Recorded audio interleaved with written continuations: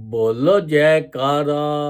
बोल मेरे श्री गुरु महाराज की जय।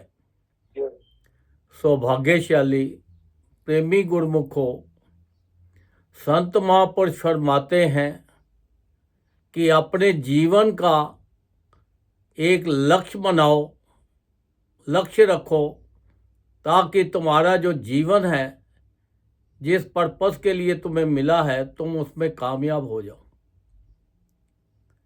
जब वो वचन फरमा रहे थे तब एक भगत उठा बीच में से और कहने लगा, गुरु महाराज जी, मैंने अपना लक्ष्य बना लिया है। उन्होंने पूछा, भाई क्या लक्ष्य बनाया है? कहता है, जी मैं खूब पढ़ूंगा, लिखूंगा, खूब धन कमाऊंगा, शादी करूंगा, परिवार बनाऊंगा और अपने जीवन का आनंद लूंगा। तब संत महापुरुषों ने फरमाया, ये तो अपने लिए तो नहीं कर रहे, ये तो बाहर के लिए। वो भगत बोला, नहीं, मैं ये सब अपने लिए कर रहा हूं।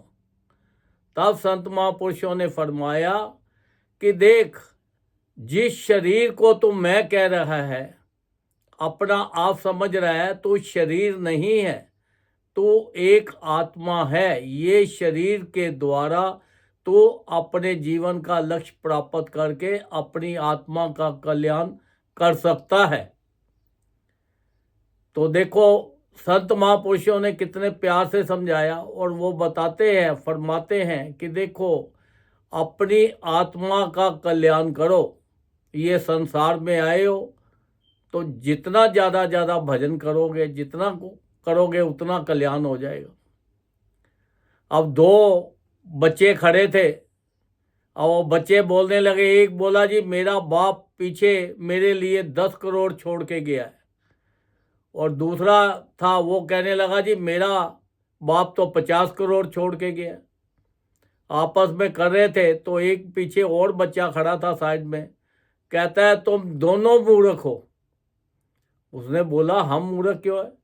कहता है, तेरे बाप 10 करोड़ तेरे लिए छोड़ के गया, वो कहता है 50 करोड़ छोड़ के गया, 7 क्या लेके गए? वो कहता है, जी 7 तो कोई आज तक लेके ही नहीं जा सकता, 7 तो सब यहीं पे छोड़ जाते हैं। कहता है, तेरे बाप ने 10 करोड़ छोड़ा, उसके बाप ने 50 करोड़ छोड़ा, और मेरे बाप ने सारी दुनिया को छोड़ के चले गए और 7 भी लेके चले गए। उन्होंने पूछा, भाई 7 क्या से ले गए? वो कहते हैं, संत महापुरुषों की शरण में गए तो उन्होंने संसार में सबके लिए अच्छा सोचा, अच्छा किया, खूब उन्होंने सेवा की, अपना सत्संग पे जाते थे, भजन गाए, उन्होंने बहुत कुछ किया। तो जो ये किया, ये तो आत्मा के शरीर के साथ नहीं, शरीर तो यहीं रह जाना है। तो हमारी जो आत्मा है, आत्मा के साथ, आत्मा की खुराक जो है, वो आत्मा का जो धन है, वो आत्मा के साथ गया। तो देखो, ये संसार के अंदर हमारी जो आत्मा है, हमें इसके बारे में सोचना है कि ये क्या है। अब देखो, एक सेठ था, वो किसी कारणवश गरीब हो गया। अब उसकी वो पत्नी ने बोला, भाई यहाँ का जो राजा है, ये आपका अच्छी तरह जानकार है, आप आपस में मिलते जुलते हो, तो आप उस राजा के पास जाओ तो आपका कुछ अच्छा वक्त आ जाएगा, गरीबी दूर हो जाएगी। वो उसकी बात मानकर जब गया तो राजा के दरबार पे जाके बोलता है कि देखो, राजू जो दरबारी थे उनको बोला कि उनको बोलो तुम्हारा बचपन का दोस्त अपना नाम लेके, उसने बोला कि मैं आया हूँ।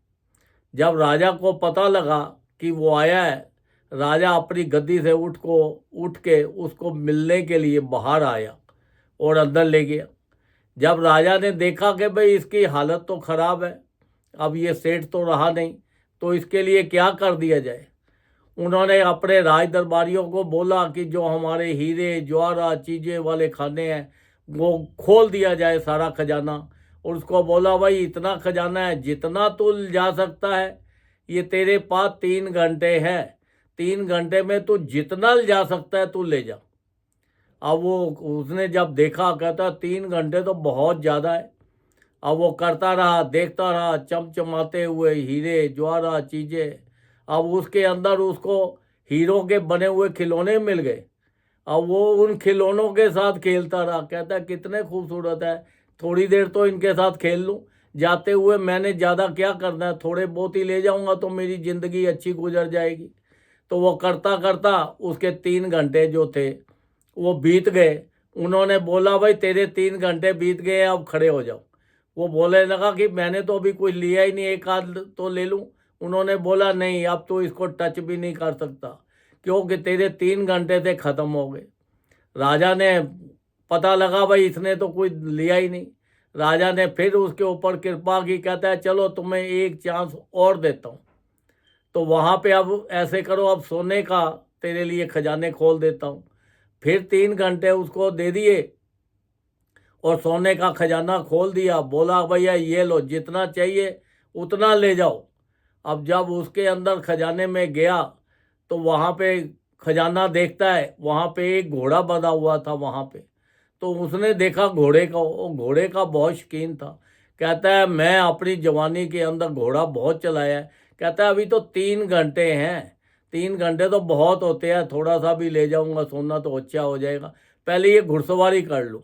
जब वो उसकी घुड़सवारी करने लगा तो घोड़े ने छलांग मारी, वो दूर तक ले गया। उसके 3 घंटे जो थे वो भी बीत गए। फिर आया, कहता है तो मैंने लिया नहीं, मैं तो अब कुछ थोड़ा बहुत। उन्होंने बोला नहीं, अब तेरे 3 घंटे ये भी निकल गए। उसके बाद उन्होंने, राजा ने बोला अब भी कुछ नहीं ये किया, चलो फिर एक चांस तुझे और दे देता हूँ। उन्होंने बोला भाई जो हमारे चांदी के जो खजाने हैं वो खोल दो, जितने इसको चाहिए वो ले जाए। 3 घंटे फिर उसको दे दिए।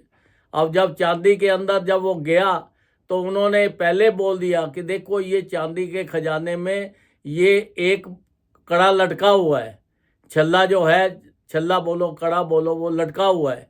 अब इसको नहीं छेड़ना, बाकी आप सब कुछ छेड़ सकते हो, जो मर्जी ले जाओ।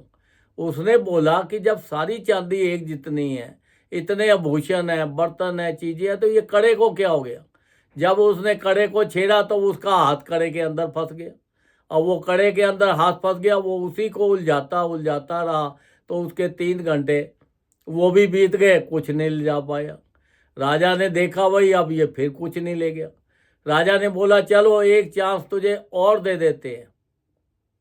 अब वो चांस उन्होंने बोला अब तांबे के जो हमारे खजाने हैं ये सारे खजाने खोल दो। जब उसके खजाने खोल दिए, उसने बोला भैया तांबा ही है, अब तो जितना चाहिए तो ले जाओ। जब वहाँ पे देखा इतना तांबा है, करता है, कहता है 3 घंटे हैं, थोड़ा सा भी ले जाएंगे चलेगा।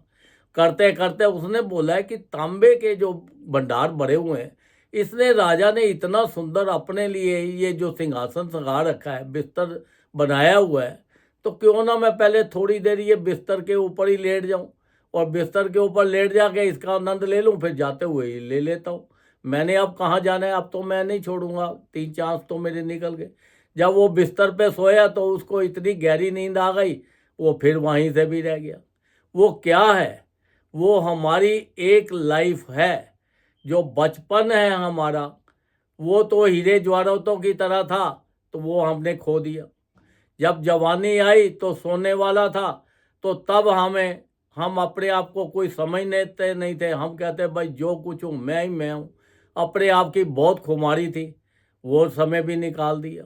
फिर जब शादी हो गई, परिवार बन गया, फिर वो चांदी के कड़े में फंस गए, क्योंकि परिवार एक चांदी के कड़े की तरह है। अब वो कड़े में हाथ फंस गया और उसी के अंदर ही हमारी जो जिंदगी है सारी उलझ गई। तो अपने परिवार बन गया और बन गए, रिश्तेदार बन गए, उसी के चक्कर में ही हमारी ये 3 घंटे भी हमारे बीत गए। फिर उसके बाद उसने जब तांबे का बताया, तो देखो उसने, जब आदमी पे बुढ़ापा आता है फिर वो थोड़ा सा काम करता है थक जाता है, थोड़ा सा कर जाता है थक जाता है। फिर वो कहता है मैं बिस्तर पे लेट गया। जैसे ही वो बिस्तर पे लेट जाता है तो उसका ओम नमो भगवते वासुदेवा हो जाता है, वो संसार छोड़ के चला जाता है। तो देखो ये संत महापुरुष बार बार बताते हैं, फरमाते हैं कि देखो आपका ये जो जीवन आपको मिला है, बड़ी मुश्किल से मिला है, बड़ी दुर्लभ से मिला है। ये मनुष्य, आप मनुष्य नहीं हो, आप एक आत्मा हो। आपको ये जो शरीर मिला है, ये शरीर के द्वारा आपने भजन करना है। जितना ज़्यादा से ज़्यादा भजन कर लोगे उतने आपको संसार के सुख भी मिलेंगे और आपको परलोक के सुख भी मिलेंगे। वो तो बार बार करते हैं। जब हम भजन पे बैठते हैं पहली बात तो हमें टाइम, हम बोलते हैं टाइम ही नहीं है, टाइम ही नहीं है। चलो टाइम निकाल के बैठे भी तो फिर हमारा ध्यान इधर इधर भटक जाता है। कभी बिजनेस की तरफ चला गया, कभी संसार की तरफ चला गया, कभी परिवार की तरफ चला गया, तो भजन फिर भी नहीं होता। तो संत महापुरुषों ने हमारे ये चीज़ को देखते हुए हमारे ऊपर अपार कृपा की कि हमारे लिए 5 नियम बना दिए उन्होंने। श्री आरती, पूजा, सत्संग, सेवा, सिमरन और ध्यान। जो श्रद्धा सहित करे निश्चय हो कल्याण। वो कहते हैं जिस परिवार के अंदर ये 5 नियमों का पालन होता है और 2 घंटे हर रोज भजन अभ्यास होता है, उस परिवार के अंदर भी कोई दुख नहीं आएगा, खुशियाँ ही खुशियाँ आएंगी। उनका भी पूरे परिवार का कल्याण हो जाएगा। वहाँ संसार की हर रिद्धि सिद्धि वहाँ पे रहेगी। बिन मांगे ही आपको हर चीज़ मिलती जाएगी। संसार के भी सारे सुख मिलेंगे और परलोक के भी सारे सुख मिलेंगे। देखो जो संत महापुरुष है ये साक्षात परमात्मा संतों का अवतार लेके संसार में आते हैं, तो उनके लिए तो सब एक समान होते हैं। वो तो सबके ऊपर एक ही कृपा करते हैं।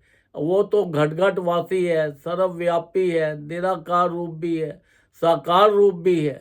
चाहे आप हजारों मीलों दूर बैठे हो, एक पलक झपकते ही उनको पता लग जाता है। वो आपका किसी न किसी बहाने से कोई ना कोई जो भी आपका काम अटका हुआ होता है, कोई प्रॉब्लम होती है, कुछ भी होती है, तो वो दूर कर देते हैं। क्योंकि उनकी जो निगाह है वो तो एक निगाह से तीनों लोगों को देख लेते हैं। तो ये संसार तो पृथ्वी तो बहुत छोटी सी है उनके आगे। तो देखो इतनी कृपा हमारे ऊपर है, उनका चरण शरण मिली हुई है, उन्होंने नाम दिया हुआ है। तो हमारी ड्यूटी बनती है हम ज़्यादा से ज़्यादा उनके हुक्म में चले, उनके बनाए हुए नियमों का पालन करें, ज़्यादा से ज़्यादा भजन करके इस आत्मा का कल्याण करें। क्योंकि ये शरीर हमें ज़्यादा टाइम के लिए नहीं मिला, बहुत थोड़े समय के लिए ये शरीर मिला हुआ है। तो हम तो ये शरीर को सोचते हैं कि भाई जो कुछ है हम ही हम हैं। हम रोज़ देखते हैं कि दुनिया जा रही है, हम सोचते हैं वो चला गया, हमने थोड़ा जाना है। पर ऐसा नहीं है। एक एक श्वास जो है हमारा बड़ा कीमती है। एक एक श्वास की बड़ी तीनों लोगों की भी वैल्यू डाल दे तो वो भी कम है। तो इसलिए आप ज़्यादा से ज़्यादा भजन करके अपने ये जीवन का पूरा पूरा लाभ उठाओ और अपनी आत्मा का कल्याण करो, अपना लोक भी सुखी करो और अपना परलोक भी सुखी करो। और उनके हुक्म के बनाए हुए जो भी उन्होंने हुक्म बनाया है उनके हुक्म में चलना है, उनके नियमों का पालन करना है, ताकि हमारा हर तरह से हमें संसार की भी खुशियाँ मिलें और परलोक की भी खुशियाँ मिलें। बोलो जयकारा, बोल मेरे श्री गुरु महाराज की जय।